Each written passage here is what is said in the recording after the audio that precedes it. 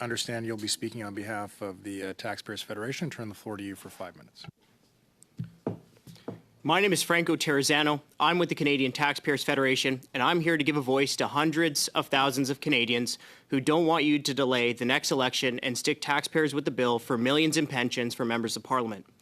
The government's proposal to delay the election by 1 week would give taxpayer-funded pensions to up to 80 MPs who would otherwise not qualify. That's up to $120 million in pensions for those politicians. Some of those politicians will have served for barely 6 years and receive more than $2 million in pensions. 6 years, $2 million in taxpayer-funded pensions.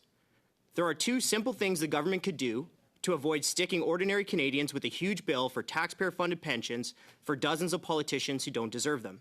Number one, make the election earlier. There are about 350 days between now and the next scheduled election of October 20th, 2025. I have confidence that at least one of the 336 members of Parliament and 400,000 federal government bureaucrats can figure out one of those 350 days to hold the election. Number two, if somehow not a single MP or bureaucrat can figure out one of the 350 days between now and next October, then change the pension eligibility date so it's after the next election. Making taxpayers pay tens of millions of dollars so dozens of extra politicians can take a pension is unacceptable. Moving the election by just 1 week will mean up to 80 MPs will receive a pension they shouldn't. Those pensions will total up to $120 million. But even if the final cost to taxpayers is half of that, say $60 million, think of the money you're taking out of people's pockets and think about how that conversation is going to go the next time you're knocking on your voters' doors. $60 million is a year's worth of groceries for 3,000 families. Are you going to look your voters in the eye and tell them pensions for politicians are more important than food for families? $60 million is 4,000 families' income tax bills. Are you going to look your voters in the eye and tell them pensions for politicians are more important than cutting taxes for their entire neighborhood? If you're not willing to have that conversation, you shouldn't be willing to give dozens of extra politicians a pension.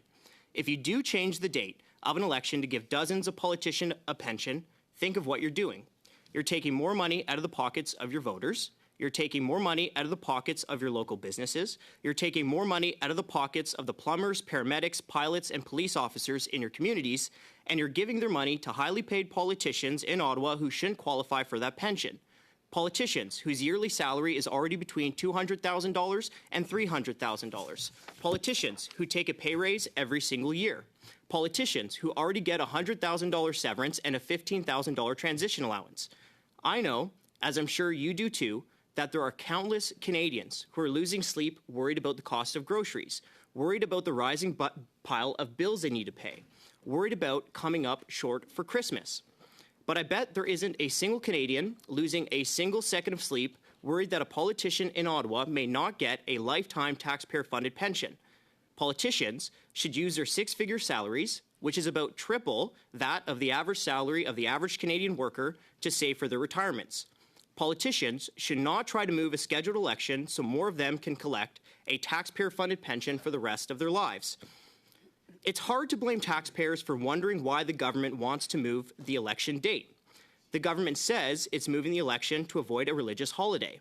But the simple fact is that 80 MPs aren't eligible for their taxpayer-funded pension until the day after the scheduled election. At minimum, you have to admit that that raises a very important question. Is this really about a religious holiday, or is this really about pension eligibility for dozens of extra politicians? Fortunately, you can put that question to rest. If you want to move the election to avoid a religious holiday, that's fine. There are two simple solutions for you to move the election to avoid a religious holiday without taking millions more from taxpayers. Make the election earlier, or make the pension eligibility date just a little later. Thank you.